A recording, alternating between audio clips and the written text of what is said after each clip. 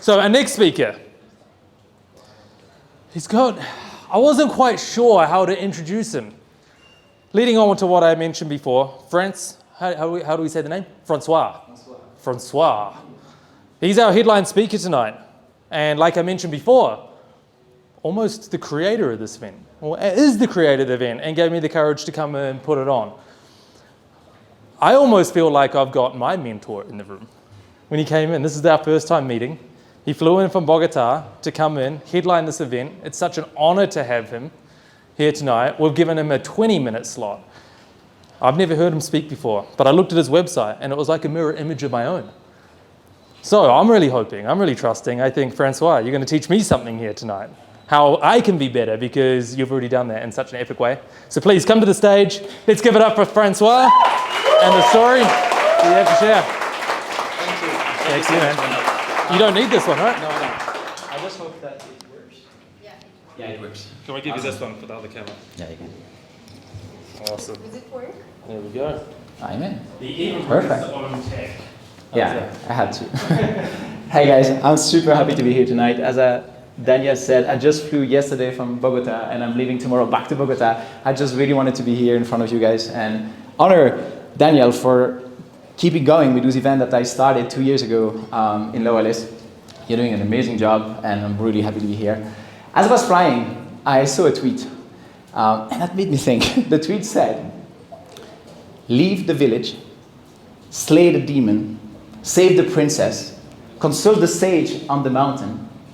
Our ancestors were sailing into the mist in search of unknown land, and you spending your life on OnlyFans." That made me laugh, and in the same time, I started thinking, is the hero's journey only for the movies? I don't think so. In fact, who here is not from Colombia? Wow. Yeah, a lot of people. One day you did answer the call to adventure. When I was a kid, I always wanted to be an adventurer. I wanted to sail across the ocean and go discover unknown land, like uncharted territories. I'm a big fan of Indiana Jones. Now, as I grew up, I figured out they didn't have master's degrees for that. So instead, I joined the military.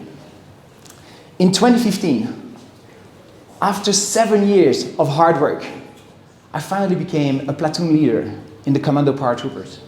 Now, those years were one of the hardest things I've ever done in my life. But the day I put my green beret on my head, I felt so proud.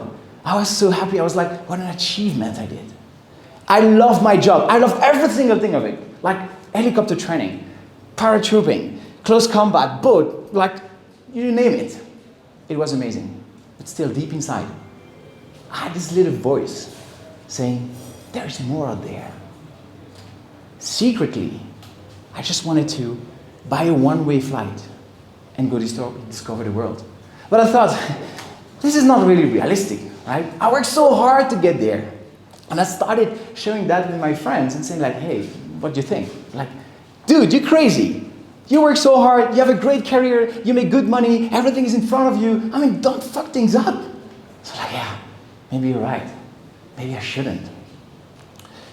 You know, when we go through this cycle of change, we first have something we're not really happy about. And then there is a breaking point. There's a moment you're like, okay, I think that's enough. Then we declare, I'm going to change. And then fears are creeping in. We start doubting our decision. We're like, yeah, maybe, you know, my situation is not that bad. Actually, that job is pretty good. That relationship is not too bad. That house, that apartment, maybe that's fine. And we backtrack. And we do the cycle again. Over and over. Because we don't dare to take action. When we are on this first part of the hero's journey, we receive the call, we tend to refuse the call.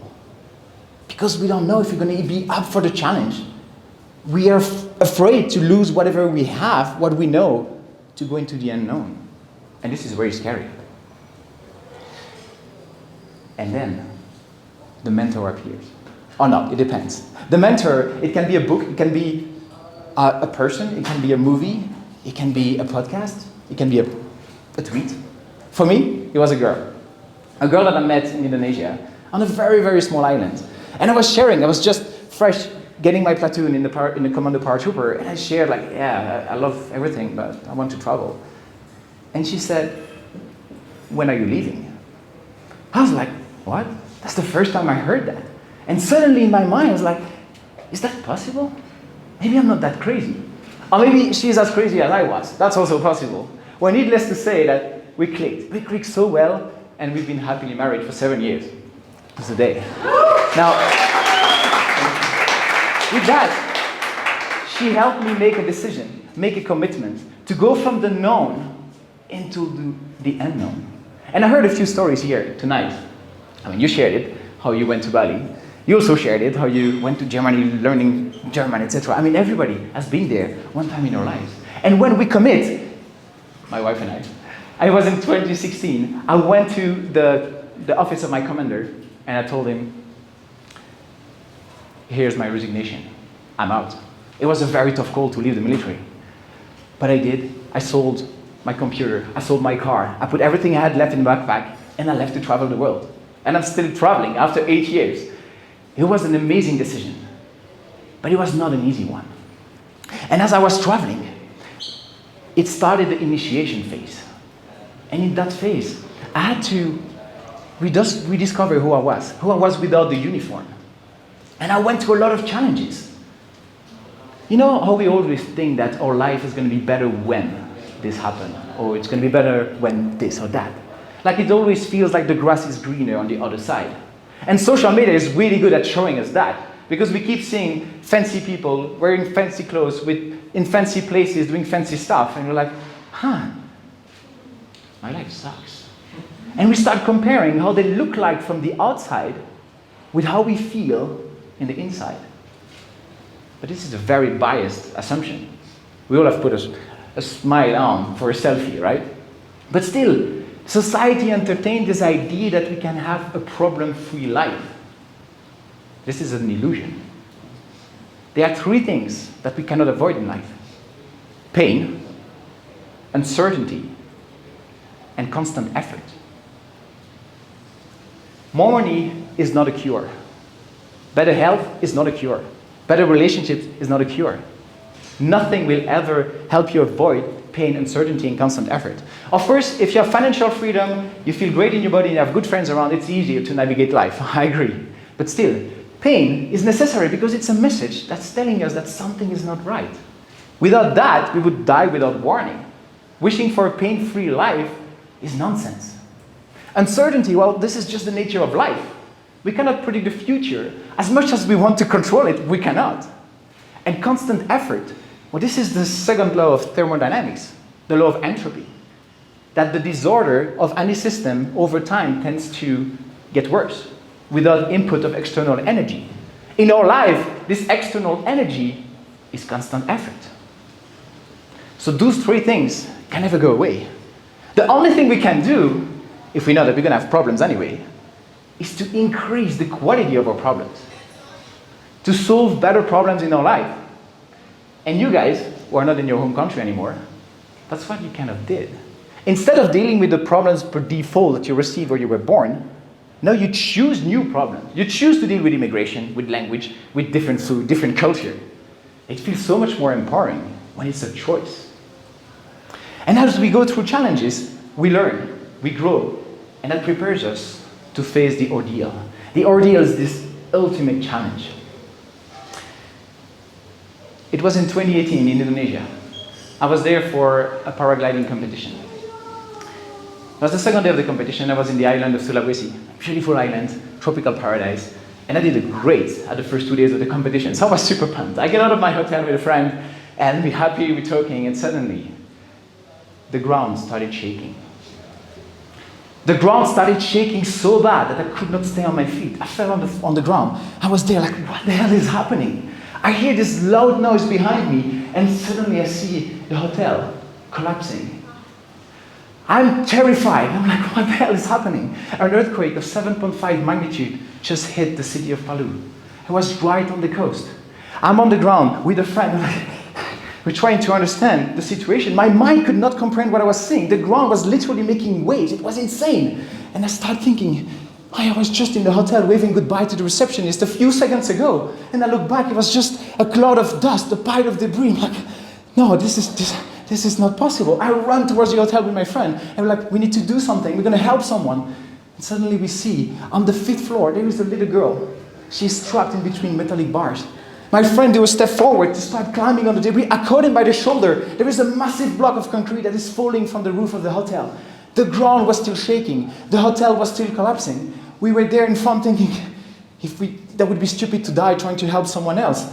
But in the same time, we couldn't just stay there and do nothing. I'm looking at this little girl, and she was so scared. She was so confused about what was happening. So like, just screw it. We started climbing on the debris, on all those blocks of concrete, trying to get to her and not being smashed by the big blocks falling from the roof.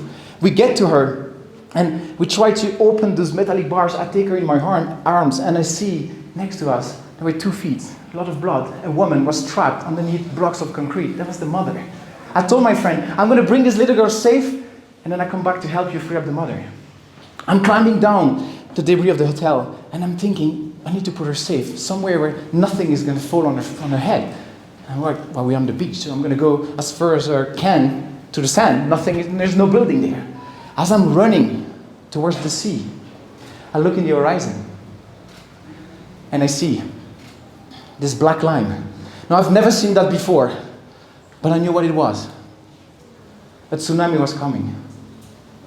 I was there, running towards the tsunami, being trapped between this deadly wave and a collapsing building. I went to think, what do I do? I see a tree, and I thought, this is my best chance. I run towards the tree. I put the little girl up in the tree, and I climb in the tree myself. Now I'm holding as strong as I can, with one arm the trunk, with the other arm and my leg, I'm holding this little girl. She was just 5 years old. She was so tiny. The wave was coming so fast. Around me, people were yelling. The car alarms were ringing. It was chaos. She looked at me. She was so scared. She was so confused. I looked back. I smiled, and I told her, it's going to be okay. It's going to be fine. In my mind, I'm just thinking, you liar. You're going to die. That's it. The wave is coming, and it crashed on us like a truck. The power of the wave was insane. The tree is moving in all directions. The earthquake is still happening. But the wave passed, devastating everything on its way. Around me, hundreds of people were yelling, crying, trying not to die in the collapsing building, trying not to drown in the water. It was total chaos. I stayed in that tree for hours. And moments, I was like, I need to do something. I cannot stay on the coast. It's dangerous. It started getting dark. I couldn't see anything. What was happening? I made a very tough decision. I decided to go down the tree, put this little girl on my shoulder, and trying to find my way away from the coast. It was really hard. Water was up to here. I could barely move. And I finally made it, after hours, to further inland. I thought my friend was dead, and that's the moment I started realizing the damage. There were blood bodies floating around. The city was on fire. It was hell. And I saw a little group of survivors, and I started running towards them. And in the middle of the group, I see my friend. He was there, was still alive. I go to him, I hug him, and it's like the mother of the little girl survived. I was so happy I could tell this little girl, a complete stranger, that she's going to see her mother again. I got very, very lucky that day. 4,000 people died, including some of my friends. I did not.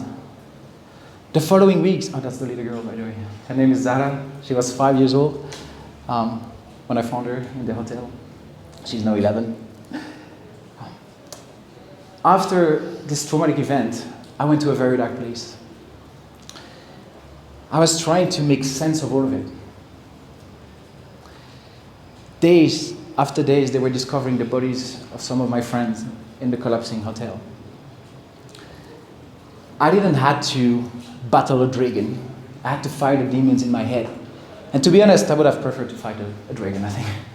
I went to this very dark phase where I was so mad at life. And 3 weeks later, I was just barely going back on my feet. I hear that my friend who saved the life of the mother of Zara died in a paragliding crash in India. I was like, that's not fair. This guy is your hero. He put his life at risk to save another person. Like, why? I was so mad at the universe. I could not find joy in anything. I was just full of resentment and anger. Until one day I thought, I am still alive. for all those people who died, for my friends who died in horrible circumstances. I have a duty to make the most out of it because I'm still here. And that thought changed everything. I promised myself that day to live every single day of my life to the fullest and to inspire others to do the same.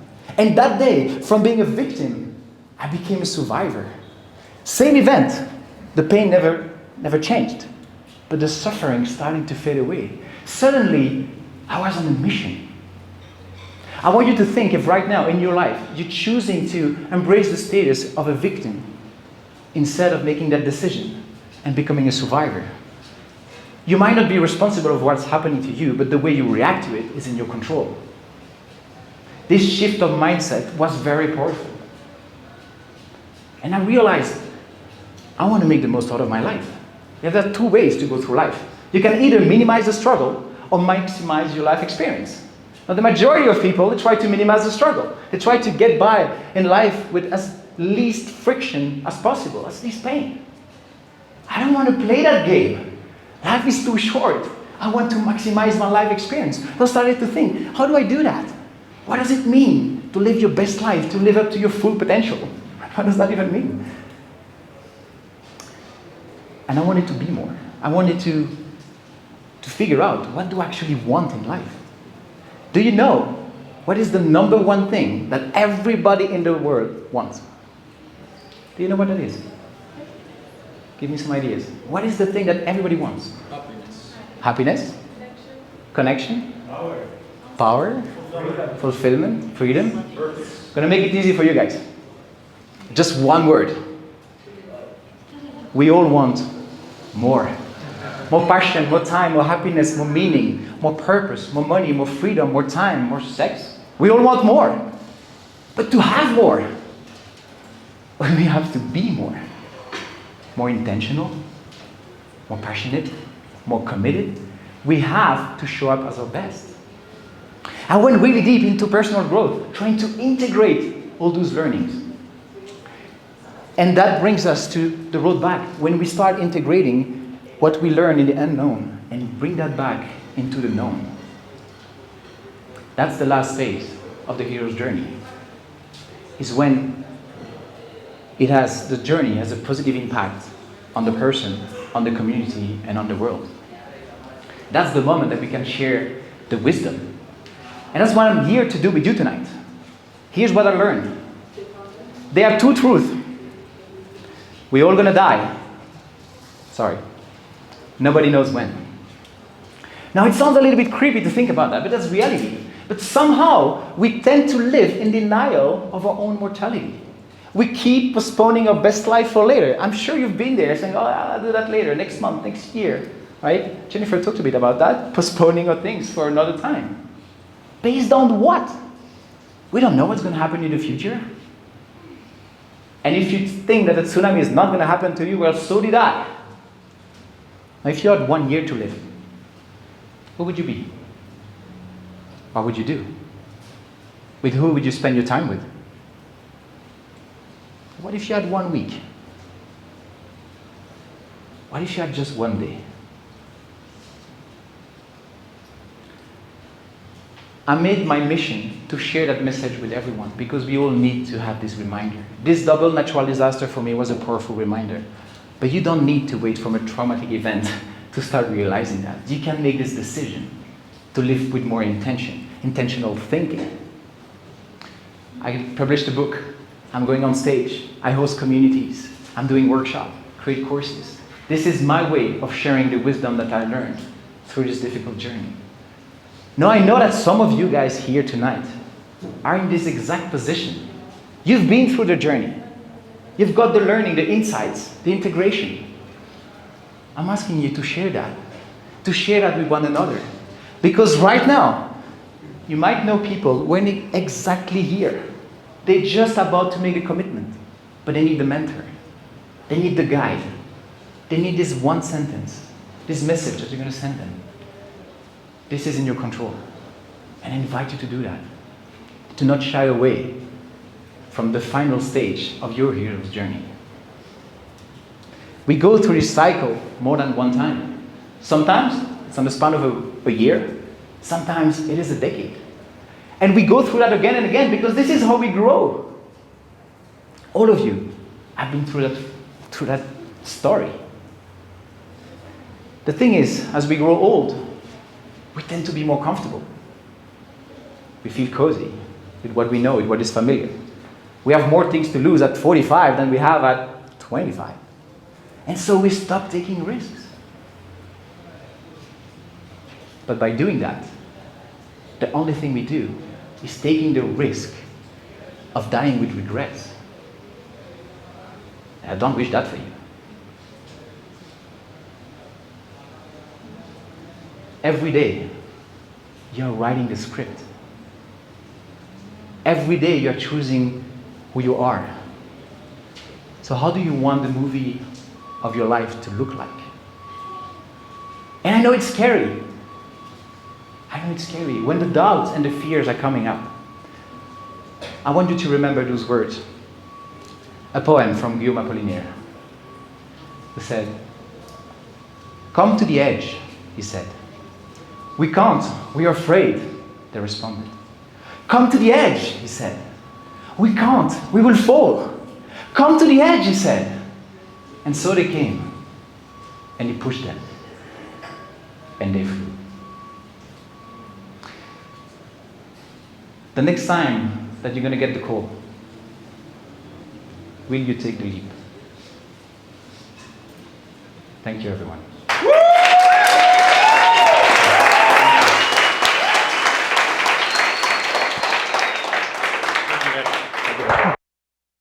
Epic.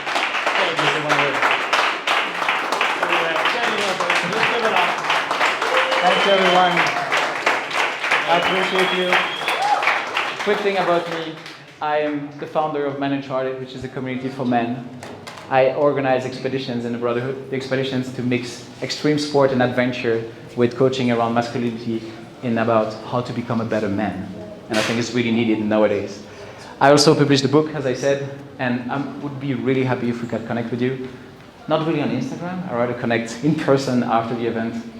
And just to conclude that, thank you so much for the opportunity. You're doing an amazing job here, and I hope that this is going to keep going in the future. Thank you very much.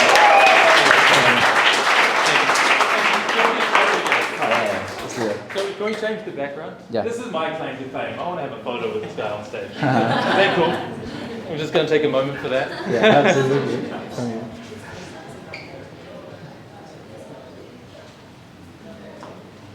Nice. Thank you so Thank much. you, man. How epic was that? I don't even need it. So good, right? I'm not even going to try to add any extra value.